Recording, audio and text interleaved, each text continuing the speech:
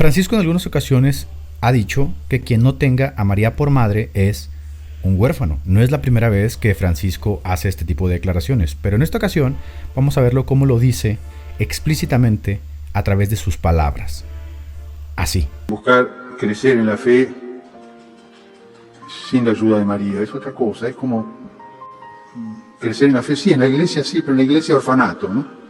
Una iglesia sin María es un orfanato. Entonces ella educa, nos hace crecer, nos acompaña, toca las conciencias. ¿Cómo sabe tocar las conciencias? Para el arrepentimiento. En los momentos de turbulencia espiritual, no queda otra que acogerse bajo el manto de la Santa Madre de Dios. Es la que protege, la que defiende. Todo aquel que no tenga a María por madre es huérfano. Esas son las declaraciones del Papa. Es decir, para que la filiación del creyente esté completa, la Iglesia de Roma asegura que el creyente debe unirse en una suerte de filiación espiritual con María, un ser trascendente, una suerte de apoteosis o estereotipo de la mujer perfecta.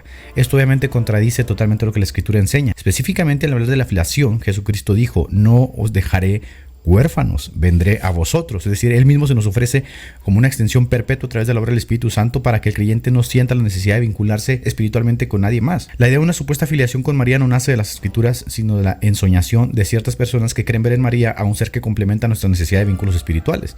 La pregunta es: ¿de qué forma podría crearse un vínculo afectivo, religioso o espiritual con alguna persona? Hablando específicamente del papel de María, un protestante carece de dicho vínculo no porque denoste el papel de María, sino porque no encuentra en la Biblia una invitación a él. Todo lo contrario, parece ser que la intención explícita y contundente de Jesús cuando habla sobre la filiación es crear un vínculo entre nosotros y el Padre por medio del propio amor del Hijo ayudado por la obra del Espíritu Santo. Es decir, María brilla por su ausencia. De hecho, María brilla por su ausencia en toda la Escritura.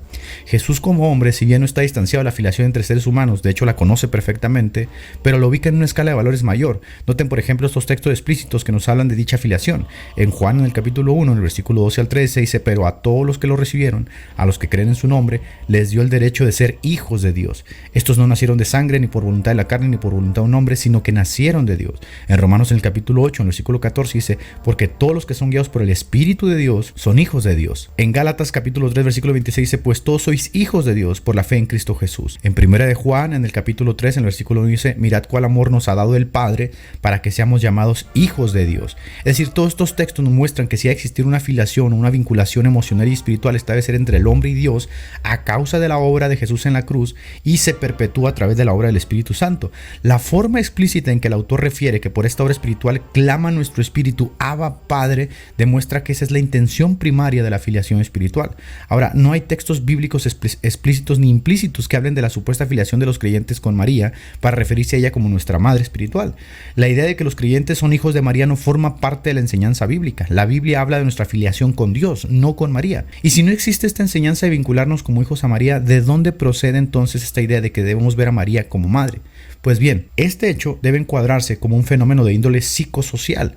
Al respecto, el autor Michael Ficarro ha escrito extensamente sobre el tema en su libro El culto a María, Orígenes psicológicos. En dicho libro, el autor expone todos aquellos argumentos que demuestran que esta filiación con una diosa o una mujer elevada por encima de los otros hombres de forma apoteósica ha acompañado a la humanidad casi desde sus inicios. La pregunta es, ¿por qué? La teoría del apego se refiere, según Bowley, a la forma en que los seres humanos establecen vínculos emocionales y afectivos con las personas importantes en sus vidas y cómo estos vínculos influyen en su desarrollo y comportamiento a lo largo de su vida.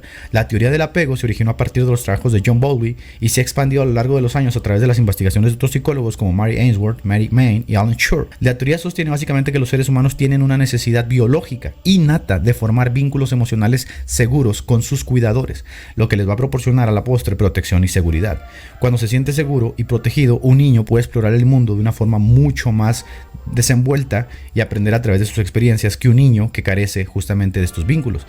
La teoría del apego de John Bowlby, que en psicología se estudia muchísimo, también describe diferentes estilos de apego que se desarrollan a partir de las interacciones tempranas entre el niño y su cuidador principal.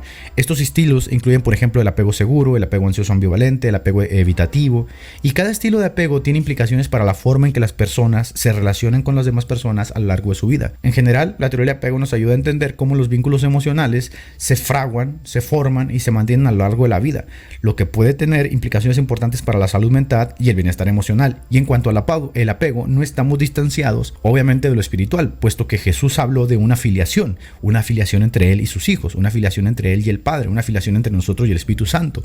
Lo que es sorprendente aquí es que no exista tal invitación a una filiación o a una vinculación con María. Es decir, ¿de dónde sucede pues esto?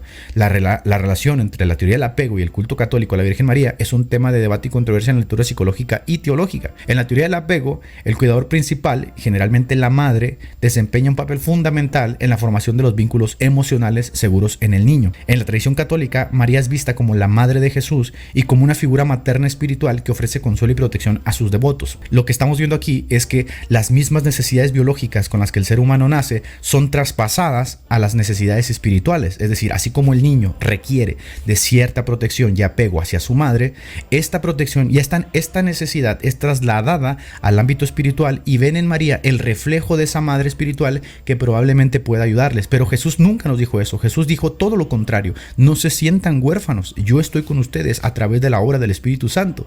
Algunos argumentan que el culto a la Virgen María puede funcionar como un sustituto simbólico de la figura materna, lo que permitiría a los creyentes pues obviamente satisfacer su necesidad innata de un apego seguro, pero esto demostraría que en la escala de valores el creyente no ha comprendido justamente el valor de la relación que tiene con Jesús y con el Padre. Es decir, en esta relación que se fragua a través de la obra del Espíritu Santo, al creyente no le falta nada, el creyente está totalmente completo. Si bien los devotos pueden experimentar sentimientos de seguridad, protección y consuelo al orar a la Virgen María, trasladan los vínculos emocionales que fraguan en su propia familia a una mujer con la que están totalmente distanciados. El culto a la Virgen María se desarrolla a causa de una visión distorsionada de la comprensión de los vínculos que deben prevalecer entre Dios y los seres humanos. En su libro The Cult of the Virgin Mary, el sociólogo Michael P. Carroll arguye que para que una práctica obsesiva sea eficaz en la descarga de la energía sexual acumulada a partir de deseos sexuales fuertemente reprimidos, debe disfrazarse. Desasociar a María de las relaciones sexuales explícitas es una forma de efectuar este disfraz. Por eso, María no es cualquier madre. María es una suerte de apoteosis, una suerte de arquetipo de la perfección enarbolado en la figura de una mujer, que en otras palabras ayudaría al creyente católico a vincularse con la perfección. Pero es que no necesita hacer esto, porque esta perfección, ontológicamente hablando, ya se da en Dios, ya se da en Jesús y ya se da en el Espíritu Santo. Lo que hace es contribuir justamente a lo que venimos diciendo, a la idolatría. La devoción excesiva a una figura materna es un reflejo demasiado obvio del deseo inconsciente del hijo por su madre. Sin embargo, la devoción excesiva a una figura materna que está desvinculada del error, del pecado, de la relación sexual y se ha convertido en apoteosis, no lo está. Y por tanto, para el creyente católico, María funge como la madre perfecta justamente porque ha sido elucubrada como un ser perfecto. La explicación de la fuerte asociación histórica entre el culto a María y las áreas católicas latinas como España, el sur de Italia y otras partes de Latinoamérica demuestran justamente que esto está muy vinculado con el propio etos familiar de nuestras culturas. Hay varios autores que han escrito sobre la relación entre la teoría del apego y el culto a María en el contexto del catolicismo. Algunos de los autores más destacados incluyen, por ejemplo, a Mario Marron, que es un psiquiatra y un psicoterapeuta, que ha escrito extensamente sobre la relación entre la teoría del apego de Bowley y la espiritualidad, y ha explorado específicamente la conexión entre el apego a la figura materna y el culto que se da a la Virgen María, pero sobre todo el culto que se da a la mujer en toda la historia de la humanidad. Es decir, es un trabajo antropológico impresionante. Después tenemos a James Robertson. Este psicólogo británico ha investigado la importancia de los rituales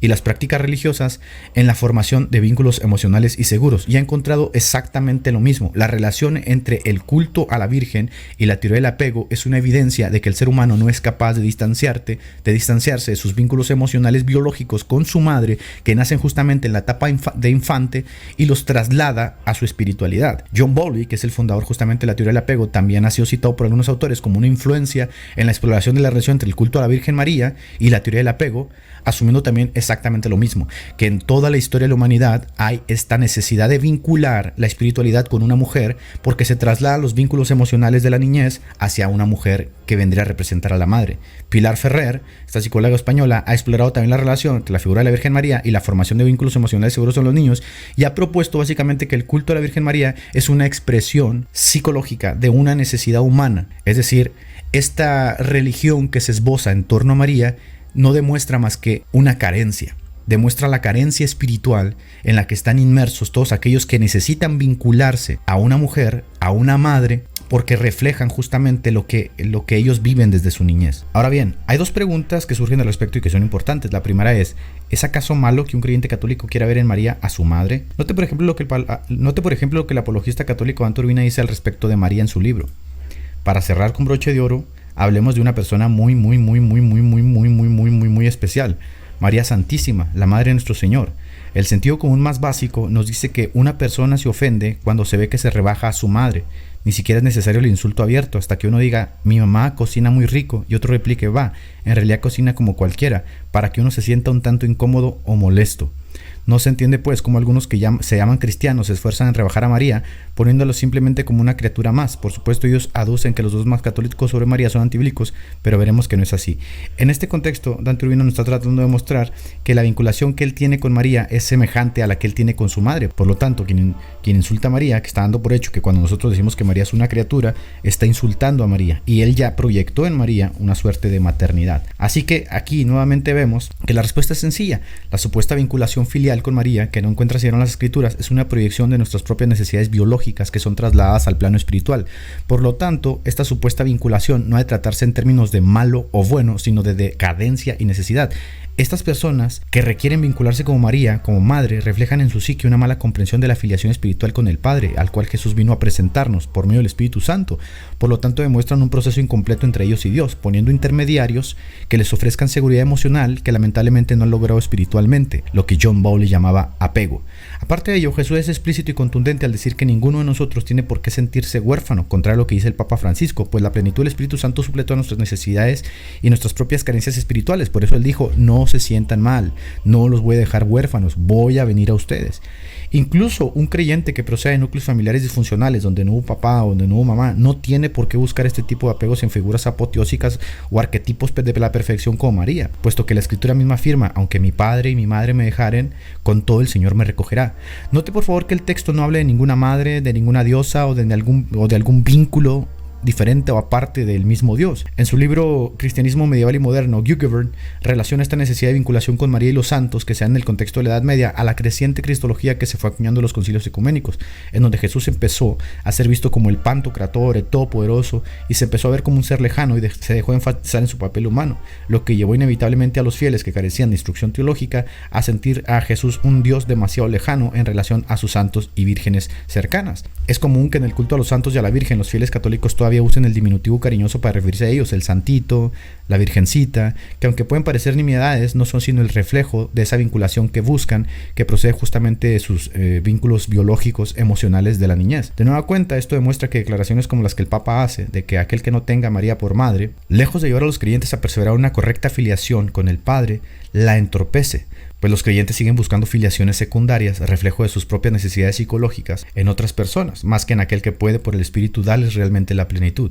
En segundo lugar está la declaración de que en la cruz Jesús dejó encargada a María como madre espiritual de los creyentes, específicamente el pasaje del Evangelio de Juan. Pero esto obviamente no es sino otra evidencia de lo mismo, es decir, interponer al texto la propia necesidad del individuo e intentar ver en él suplía sus carencias. Solo una persona que quiera ver una supuesta filiación con María en dicho pasaje la va a ver. Un pasaje que habla sobre el cuidado de Jesús a su primo con su madre no alcanza para sostener todo ese ideario de que María es la madre de los creyentes y que la iglesia está huérfana si no asume tales ideas. Así que, queridos hermanos, a todos esos creyentes que sienten una suerte de satisfacción poética de referirse a María como madre, la Biblia les dice: no os dejaré huérfanos. El papel de dicha mujer no puede ni está llamado a ser la consoladora. Ese papel le pertenece exclusivamente al Espíritu Santo.